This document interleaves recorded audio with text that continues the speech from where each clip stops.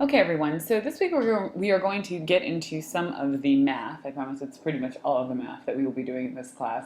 And statistics around the sort of basic statistical concepts and formulas we apply when we are trying to establish a frame of reference for a data set. So, as we discussed in class, context is really the most important thing we can provide for data. Numbers, just to pull out one number or another really often doesn't give enough context to the overall shape of the data, kind of the overall meaning. And as we've discussed, we want to make sure that's something we do in the same way that we would never cherry pick a quotation that we believe misrepresents the sort of gist of an interview subject's views.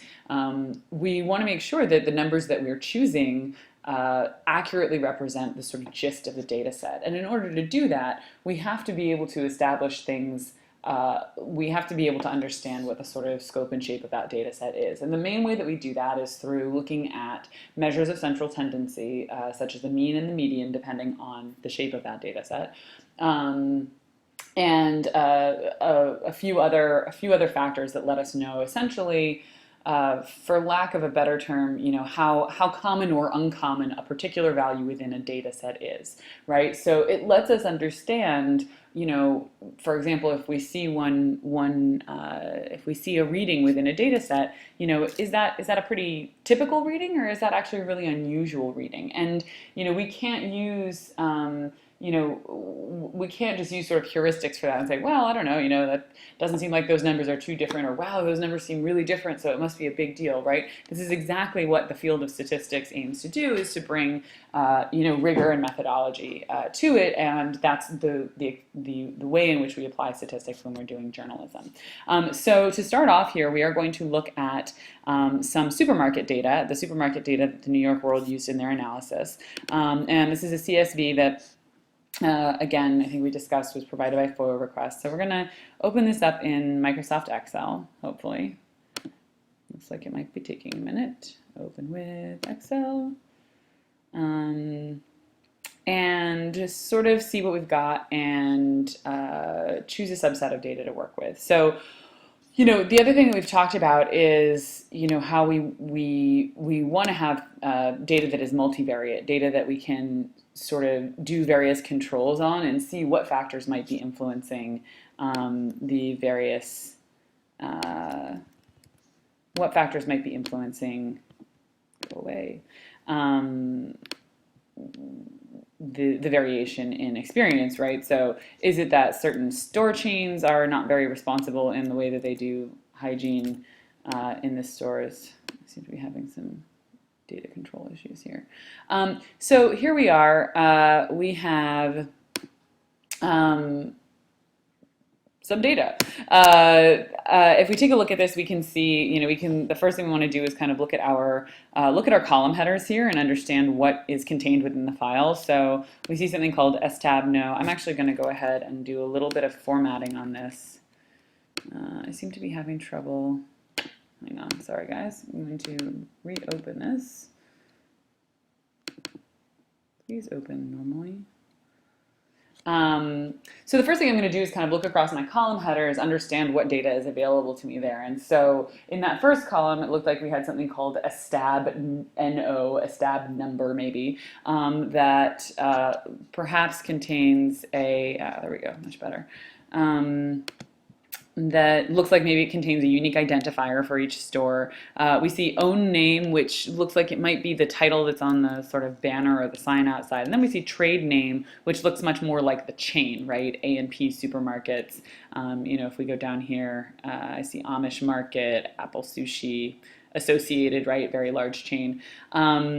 We see we have the address, so we have the location, the phone number. We've got some establishment type codes that don't necessarily mean a whole lot to us just yet. I see here the sanitation date and something that looks quite promising, which is the sanitation SAN score. Now, all of this is stuff that we would double check, and we do actually have a sort of dictionary file available that that you all will be given that does describe more precisely what all of these things mean. But even if we were lacking that, right, because very often when we first encounter a data set, we don't have access to, really detailed metadata about it. But, it's a good habit to kind of get used to looking at these things and trying to make, some reasonable inferences about what it may close, right? So we see Opera Sun, Opera Mo, Opera 2, right? Maybe days of the week that it's open, what time it opens, 6 a.m., closes at 12 a.m., something about temperature, number of square feet, number of checkouts, some kind of region and zone thing that might be interesting to look at in terms of oversight.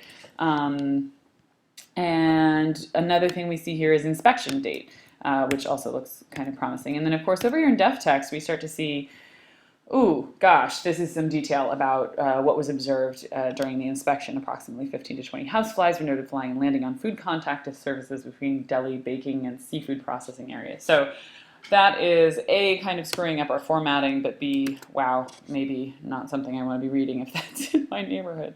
Just I'm going to do a quick format here. I'm just going to format the cells because I want this to be a little bit more normalized. Okay, so the first thing that we're going to do, and the way that you guys are going to work with this data as well, is you're going to look at a single chain, right? Because as we mentioned, we need to be able to hold certain things constant in order to be able to, look for patterns, basically. So whether, we could imagine perhaps that the management of a chain is something that overall is something that may affect the quality of hygiene at the supermarket, leadership, something like that, right? So the first thing I'm going to do is I'm going to sort of Control A. I'm going to select all on this, and I'm just going to do a sort. I'm going to sort on the name, what they've called the trade name, which is essentially that that sort of corporate chain name. And now that I've sorted everything, I'm going to choose a subset of this, and the subset that I'm going to look at in this case is C-Town. Each of you will be assigned a different, a different section of supermarkets to look at. So for those of you who haven't used spreadsheets a lot, one thing that I really recommend when you have to select sort of large chunks of data is to select the first item in your set of entries, and then just sort of scroll down until you hit the end rather than trying to drag. Everyone does this differently. Sometimes people there's like a Control D thing, which you're obviously welcome to use whatever method you find most convenient. But I like this because I can sort of scroll without having to keep the mouse pointer down. So I'm going to go all the way. Gosh, there's a lot of C-Towns. Okay, so I come to the end of the C-Town. Now, if I hold down the Shift key before clicking this last entry, I will have automatically selected everything in between. And so I'm now going to copy this. I'm going to go to a new worksheet here. Oops, see, Excel feeling sad. Come on, Excel. I'm going to go to the second row before I paste it because I want to actually make sure that I copy in my column headers here, so I can keep an eye on what's what. So now that I've separated my data out, one of the things I have to keep an eye out for is that if I take a look at this, I can see pretty quickly that there are multiple entries for individual stores, and most likely I'm guessing these are going to be because of different inspections. And so if I go over to inspection date here and make it a little bit bigger so I can actually see it, I can see, yes, in fact, that these are different inspection dates, a couple of years apart in some cases. In some cases, it seems to be the same. Maybe there were multiple violations on a single inspection. I don't know that much at this point about how it's organized, but in order to sort of compare apples to apples, I'm going to say that I would look at the most recent sanitation score for each individual store. Right now, this does mean that those are going to vary over time. I mean, as we can see in this case, it's been 3, even 4 years in some cases when a given store was inspected. But again, this gives us a way to sort of say, the best sort of broad stroke we have on this, on the sort of general state of cleanliness in this chain is this thing. In order to eliminate duplicates, right, to make sure that we get the most recent one and eliminate duplicates, we are going to, again, do an Apple A or a Control A. So we've selected all of our data. And I'm going to try to shift this window a little bit. I'm not sure if you guys can see this. I hope you can see this.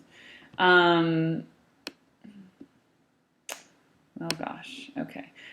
So I'm going to go to the, there's a data menu at the top here, and in that I'm going to choose sort.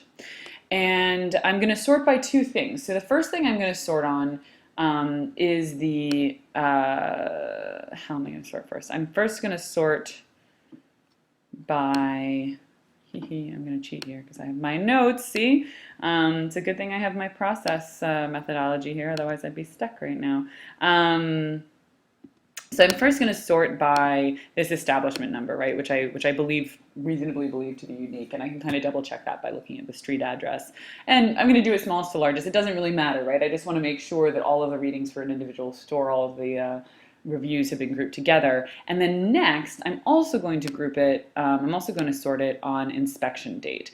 And that I want to be newest to oldest because I want to get the most recent one. And so what I want is, if I click OK, what I should hopefully get is I should get these grouped in such a way that I have a unique entry, sorry, not that I have a unique entry, but that all of the entries for a given store are clustered together, and in that the first one is the most recent inspection.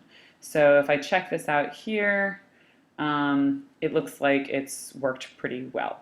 So the next step, of course, is the unenviable task of actually eliminating these duplicates, and really I'm just going to do this by deleting the rows. So this is going to be a little time consuming. I am going to rely on the magic of video to sort of shortcut this process, but just know that I also had to do it this way.